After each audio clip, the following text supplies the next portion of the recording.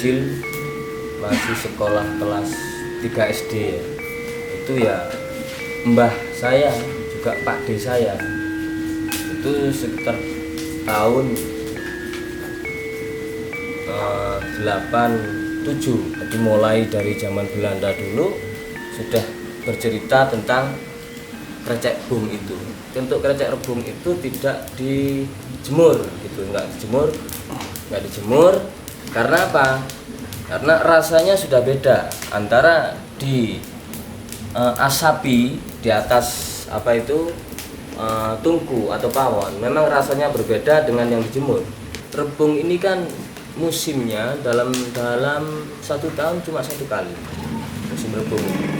Nah, itu pun waktu di hari hujan gitu. Kalau musim kemarau itu memang tidak tumbuh, walaupun disimpan 5 tahun asalkan kering dan sempurna.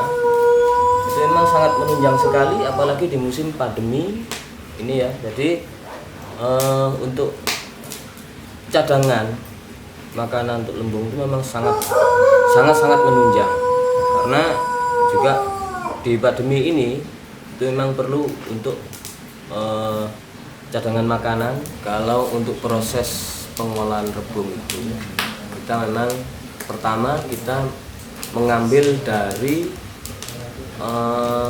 pohon rebungnya itu. Setelah itu kita kupas untuk menghilangkan rasa gatalnya. Kalau orang Burno mengatakan itu glugut. Setelah kita kupas, nanti kita cuci yang bersih. Kita pastikan bahwa untuk glugut itu memang sudah tiada. Setelah itu kita potong-potong, lalu kita belah. Setelah itu kita cuci lagi. Setelah itu kita rebus. Setelah kita rebus, itu masih ada proses lagi. Ya, kita rebus dulu. Setelah menunggu dingin, baru kita tusui dengan bambu-bambu itu. Setelah kita tusuk dengan bambu-bambu, baru kita taruh di atas pengasapan tungku itu. Nah, setelah itu kita biarkan beberapa bulan. Kalau orang sini biasanya itu 2 bulan sudah bisa dikonsumsi krecek bungnya itu. Ada yang 3 bulan, juga bisa lebih, karena tergantung kadang dari kebutuhan untuk masak. Istri saya tercinta ini sering sekali yaitu masak krecek rebung ya, untuk bekal saya untuk merumput, baik itu ke kebun maupun ke sawah. Betul kan, Bu? Enak, Pak. Oh, enak. Inilah budaya kami, memanfaatkan alam sekitar yang tentunya walaupun toh di sini kami punya boleh dikata hutan bambu, akan tetapi masyarakat di sini tidak akan mengganggu atau toh mengambil bung yang di hutan itu, karena kami paham ini untuk pelestarian mata air. Kami paham bahwasanya kami harus mengambil bambu di ladang kami masing-masing. Hampir tiap rumah kami itu memiliki dan mengolah, bahkan mengkonsumsi krecek bung itu sendiri.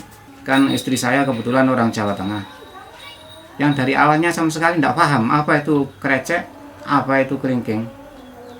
Akan tapi ini karena udah menjadi budaya masyarakat, alhamdulillah dengan sendirinya beliau sekarang sudah paham, boleh dikata udah pintar masak kelingking. Udah menjadi seolah-olah makan kalau tidak ada kelingkingnya nih kurang afdol lah gitu. Kenapa kok harus diasap, kok nggak dijemur aja? Ini sayang, mungkin kurang apa, karena udah warisan leluhur kami. Jadi diasap. Nah, nyatanya kalau di sini sering hujan. Mungkin kalau toh dijemur di terik matahari, kan keseringan hujan, curah hujannya tinggi di sini. Akan tetapi dalam keseharian, kan ini udah tradisi budaya. Jadi dalam keseharian tidak akan lupa. Jadi masyarakat itu boleh dikata lah, ya memang udah berhari-hari seperti itu. Bahkan kalau saya sendiri kadang kebetulan nggak punya atau memang nggak bikin, beli itu. Karena udah gimana ya, kami udah merasa senang gitu. Lidah kami merasa cocok, harus beli. Bahkan kalau sama tetangga beli nggak boleh, kadang dikasih aja. Membuat krecek bung itu sudah bermasyarakat, artinya sudah dikembangkan sendiri dari masyarakat sampai turun-temurun, sehingga belum tahu manfaat yang sebenarnya. Akhirnya akhir-akhir tahun ini manfaat krecek bung itu sudah menjadi sumber pangan yang menjanjikan, kemudian bisa membuat nilai tambah ekonomi. Rebung bambu, utamanya rebung dari rebung pentung dan apa itu ori. Orang sini bilang tuh jajang. Ini yang sering dipakai. Nggak bakalan rusak. Jadi tahan lama sekali. Kenapa orang-orang dulu itu pakai ini sebagai apa, rebung kering atau krecek bung? Ini karena pengganti daging dulu. Ini kalau kita potong-potong kecil-kecil, itu mirip daging sapi. Jadi seolah-olah ini adalah daging sapi, padahal bukan itu. Nah, jadi itulah cara-cara orang dulu pertahanan dalam ketahanan pangan itu ya kayak barang-barang kayak gini ini. Kami dari Dinas Pariwisata dan Kebudayaan ingin mencoba mengenalkan sekaligus melestarikan jenis makanan tradisional ini, sehingga kita generasi muda, anak-anak kita akan tahu apa sih yang namanya krecek bung itu. Ada beberapa langkah yang sudah dan akan kami lakukan. Yang pertama adalah bagaimana kami mengeksplor juga makanan krecek bung ini kepada khalayak. Kita tahu bahwa makanan ini biasa disajikan ketika ada acara-acara hari besar keagamaan. Untuk rebung itu ya mudah-mudahan untuk kedepannya rebung ini dikenal oleh seluruh dunia gitu ya. Mudah-mudahan kelengkeng ini bisa dinikmati atau dirasakan seluruh Indonesia.